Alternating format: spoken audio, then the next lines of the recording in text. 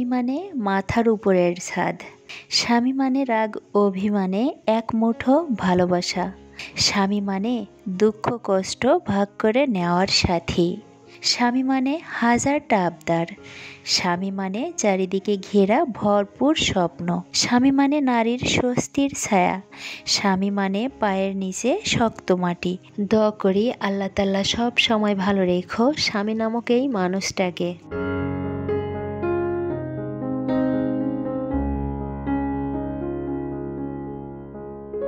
আসসালামু আলাইকুম, আমি নাসরিন নারাচ্ছি আপনাদের সাথে।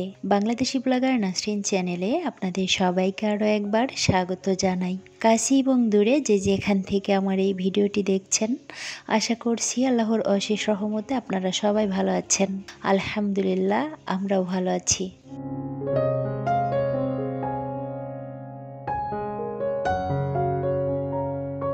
অসুস্থ স্বামী আর স্কুল গোয়িং 3টা বাচ্চাকে নিয়ে সারাদিনের যুদ্ধ সংগ্রামের কিঞ্চিত ঝলক আজকের ভিডিওতে শেয়ার করেছি।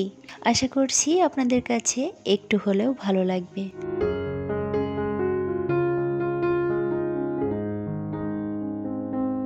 এখন আমি সকালের নাস্তাটা রেডি করে নিচ্ছি। সুজিটা রান্না করা হয়ে গিয়েছে আর রুটি সেঁকে নিব। বাচ্চাদের টিফিনে সুজি আর রুটি দিব, যার কারণে সুজিটা আমি একটু শুকনো করে রান্না করেছি, এতে করে টিফিন দিতে সুবিধা হবে। আর ডিম সেদ্ধ করব, তো এটা দিয়েই আমাদের সকালের নাস্তাটা হয়ে যাবে।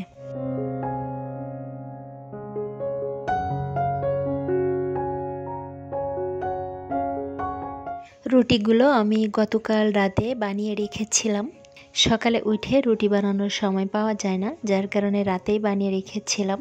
আর যেদিন রুটি বানাই চেষ্টা করি একটু বেশি করে বানিয়ে রাখতে, যাতে করে 2-3 দিন হয়ে যায়। তো একদিন একটু কষ্ট করে বানিয়ে রাখলে 2-3 দিন কিন্তু সকালের নাস্তা নিয়ে আর টেনশন করা লাগে না। যাই হোক, আমার নাস্তা রেডি করা হয়ে গিয়েছে, আমি টেবিলে দিয়ে দিয়েছি। এখন সকাল 7টা বাজে। তো সকালে রোদ ওঠার সঙ্গে সঙ্গে কিন্তু আমার ডাইনিংয়ে একদম রোদে ভরে যায়, খুবই ভালো লাগে। দেখতেই পেয়েছিলেন কি পরিমাণে রোদ ছিল। এরপর আমি মাইমুনাকে স্কুলে দিতে এসেছিলাম। মাইমুনাকে স্কুলে দিয়ে এখন বাসায় চলে যাচ্ছি।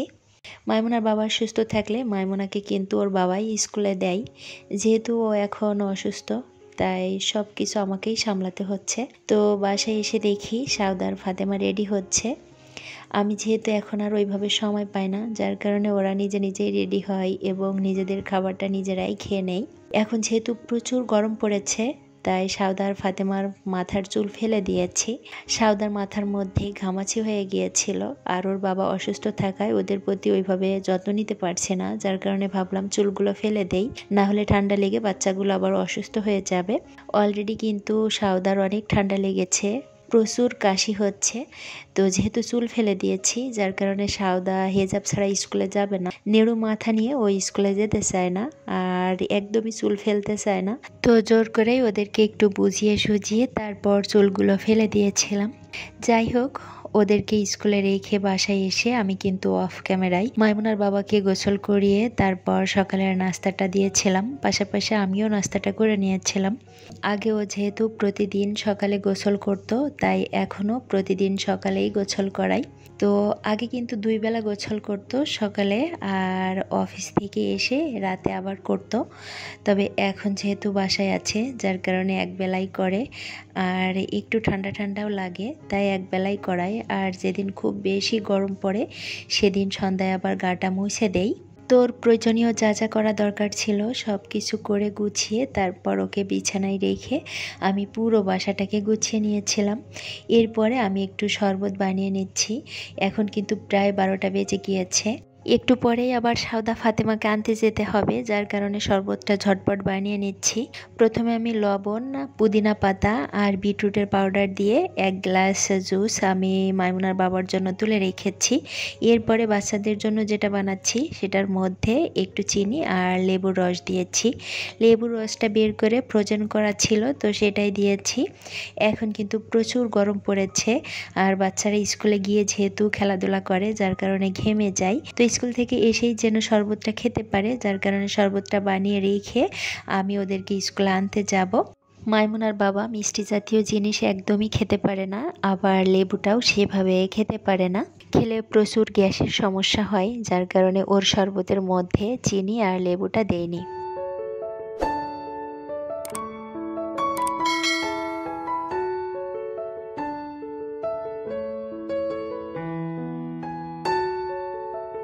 টক দইয়ের সঙ্গে এখন যে শরবতটা বানিয়েছি এটা আমি মাইমুনার বাবাকে এখনই খেতে দিব, আর এটা খাইয়ে রেখে তারপর সাউদার ফাতেমাকে আনতে যাব। বাসাটা যখন গুছিয়েছিলাম, গোছানোর পরে চেয়েছিলাম একটু ভিডিও করতে, তবে ভুলে গিয়েছিলাম। এত কাজের মাঝে ভিডিও করতে কিন্তু একদমই ভুলে যাচ্ছি, যার কারণে যখন মনে পড়েছিল তখন একটু ভিডিও করে নিয়েছিলাম। আমি কিন্তু এলোমেলো বাসায় একদমই থাকতে পারি না, যার কারণে যত কষ্টই হোক, যত ব্যস্ততায় থাক না কেন, চেষ্টা করি বাসাটাকে একটু সুন্দর করে গুছিয়ে রাখার। এতে করে মনটাও ভালো থাকে। চারিদিকটা যখন গোছানো থাকে তখন কিন্তু যে কোনো বিপদে নিজেকে অতটা এলোমেলো লাগে না। সব কিছু যখন সুন্দর মতো গোছানো থাকে তখন কিন্তু মনটাও অনেকটা শান্ত থাকে। যাই হোক, এরপর আমি কিন্তু সাউদাকে ওর স্কুল থেকে নিয়ে ফাতেমার স্কুলে চলে এসেছি। তো এখানে কিন্তু আমাকে আধা ঘন্টা বসে থাকতে হয়। এই আধা ঘন্টা সময় আমার জন্য অনেকটা কষ্টের, কারণ মাইমুনার বাবাকে একদমই বাসায় একা রেখে তারপরে এসেছি। যদিও আমি ওর প্রয়োজনীয় সব কিছু হাতের কাছে রেখে এসেছি, তারপরেও অনেকটা টেনশন হয়। ওদেরকে কিন্তু বেশ কয়েকদিন স্কুলে দিতে পারি নাই, তো চিন্তা করলাম কতদিনই বা ওদেরকে স্কুলে না দিয়ে রাখবো, যার কারণে চেষ্টা করছি ওদেরকে স্কুলে দিতে। যদিও আমার অনেক কষ্ট হয়ে যাচ্ছে, তারপরেও আমরা মায়েরা তো সন্তানের মুখের দিকে তাকিয়ে সব কষ্ট সহ্য করতে পারি। যাই হোক, ওদেরকে স্কুল থেকে বাসায় আনার পরে জানতে পারি মাইমুনার বাবার একটু ইমার্জেন্সি কাজে অফিসে যেতে হবে। তো এখন কিন্তু প্রায় 1টা বেজে গিয়েছে। আমি ওকে রেডি করিয়ে তারপরে অফিসে নিয়ে যাচ্ছি। আমি আর উপরে উঠবো না, ওকে নামিয়ে দিয়ে তারপর আবার চলে যাব, কারণ দুপুরে রান্নাটা করতে পারি নাই। ওর যখন যাওয়ার সময় হবে তখন আমি এসে আবার নিয়ে যাব।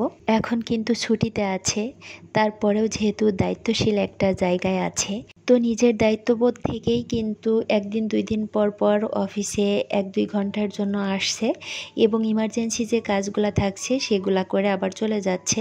যদিও বর্তমানে অন্য একজন দায়িত্ব পালন করছেন, তবে একজনের কাজ আরেকজন কিন্তু ওইভাবে করতে পারে না। যাই হোক, ওকে নামিয়ে দিয়ে আমি বাসায় এসে রান্নাটা বসিয়ে দিয়েছি। তো কুটাকাটি আমি আগেই করে রেখে গিয়েছিলাম, আর বাসায় এসে ঝটপট রান্নাটা বসিয়ে দিয়েছি। এক পাশে আমি চাল কুমড়ো ভাজি করছি, আর এক পাশে আমি ধুন্দুল ভাজিটা বসিয়ে দিয়েছি, আর একটা শাক রান্না করব মাছ দিয়ে। তো এই 3টা সবজি রান্না করব। রান্না করতে করতে আমার অনেক দেরি হয়ে গিয়েছিল, প্রায় 2:30টা বেজে গিয়েছিল। বাচ্চাদের ক্ষুধা লেগে গিয়েছিল, তো ঝটপট রান্না করে নিচ্ছিলাম। আর ওকে আনতে যাওয়ার কথা ছিল, তো আমার রান্না শেষ না হয় আমি আর আনতে যেতে পারি নাই। তো এক বড় ভাইয়ের হেল্প নিয়ে বাসায় চলে এসেছিল। এই কয়েকদিনে আমার প্রিয় আপুরা আমার অনেক খোঁজ নিয়েছেন এবং অনেক দোয়া করেছেন। কেউ মেসেঞ্জারে নক দিয়েছেন, আবার কেউ বা সরাসরি ফোন দিয়েছেন। তো আমি আমার সকল প্রিয় আপুদের কাছে অনেক অনেক কৃতজ্ঞতা প্রকাশ করছি। এই মুহূর্তে আমার সব থেকে বেশি প্রয়োজন ছিল দোয়া, আর আপনারা সেটা প্রাণ খুলে করেছেন, যেটার প্রতি আমি আজীবন ঋণী হয়ে থাকব। আর মাইমুনার বাবা, আপনাদেরকে আন্তরিক ধন্যবাদ। প্রাণ খোলা দোয়া আর অনেক অনেক ভালোবাসা জানিয়েছেন। ব্যস্ততার কারণে আমার প্রিয় আপুদের সুন্দর সুন্দর ভিডিওগুলো মিস করছি, তো ইনশাল্লাহ সময় পেলে আবারও দেখা শুরু করব। কেউ ভুল বুঝবেন না প্লিজ। তো বন্ধুরা, এই ছিল আমার আজকের ভিডিওর মাঝে ভুল ত্রুটি ক্ষমা সুন্দর দৃষ্টিতে দেখবেন। সবাই ভালো থাকবেন, সুস্থ থাকবেন, আমার পরিবারের জন্য দোয়া করবেন। আল্লাহ হাফেজ। আসসালামু আলাইকুম।